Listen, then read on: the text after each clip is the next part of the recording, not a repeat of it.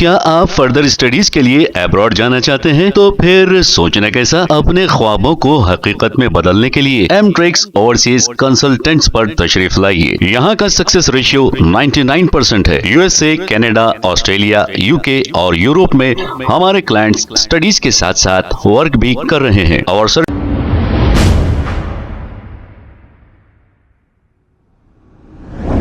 अस्सलाम वालेकुम नाज़रीन, 7H न्यूज सच को रखे आपके आगे। South east zone task force team ने मिलकर आईएस सदान पुलिस स्टेशन हदूद के इलाके में एक स्नूकर पार्लर पर रेड करते हुए कल रात 24 लोगों को हिरासत में ले लिया और इन्हें आईएस सदान पुलिस के हवाले कर दिया। पुलिस ने केस दर्ज करते हुए इन्हें अदालती तहवील में दे दिया गया है। आइए देखते हैं ये रिपोर्ट।